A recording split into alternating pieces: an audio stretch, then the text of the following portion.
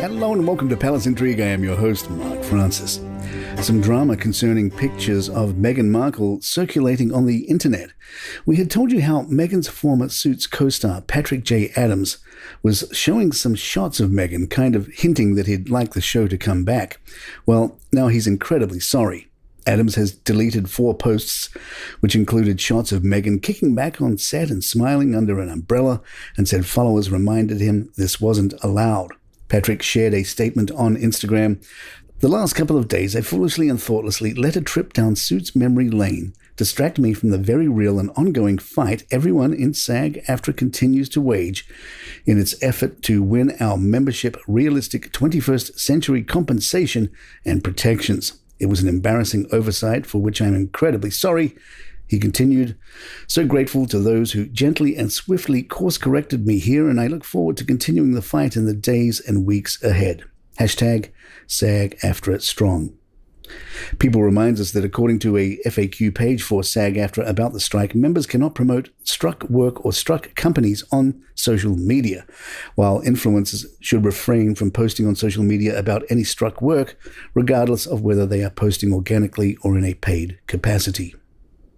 Meghan and Harry had a lightning romantic escape to Portugal, according to magazine Nova Gente. The report says the couple travelled to the village of Melides following an invite from Princess Eugenie. Their Portugal trip has some questioning the number of flights the couple is taking, 7 in 14 days, according to some calculations. The Express calculates that Harry flew from LA to Heathrow on Thursday, September 7th to attend the Well Child Awards in London before heading to Germany the next day for the start of the Invictus Games. His wife followed a few days later, hopping on a plane to London on Monday, September 11, before joining a connecting flight to Germany on Tuesday.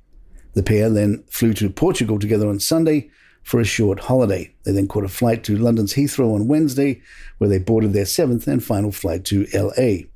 Royal commentator Richard Fitzwilliams told the Express, if you preach about climate change, as Harry and Meghan do, you should, where possible, practice what you preach.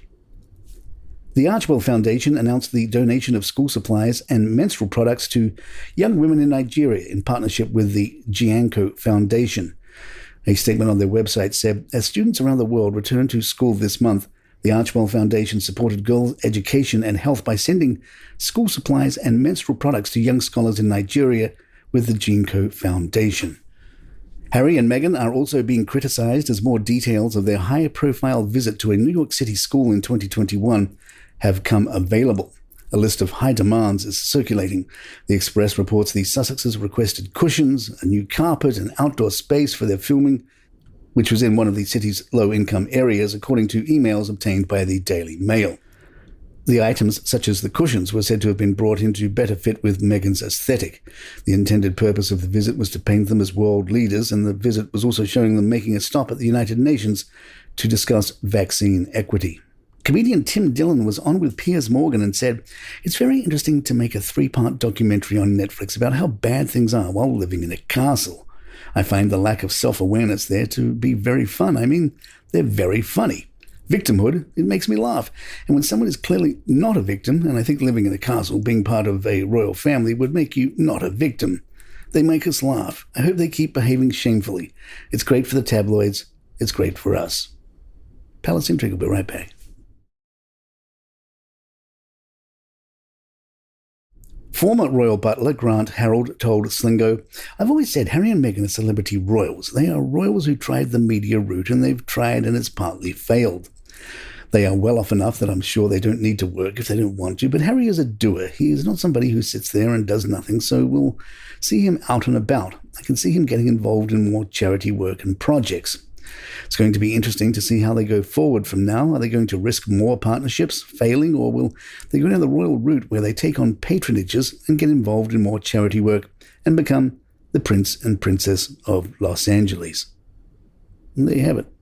Please follow us on Spotify, iTunes, YouTube Music, or youtube.com, and hit that subscribe button there. It would really help us out. I'm Mark Francis. My thanks to John McDermott. This is Palace Intrigue. Good times.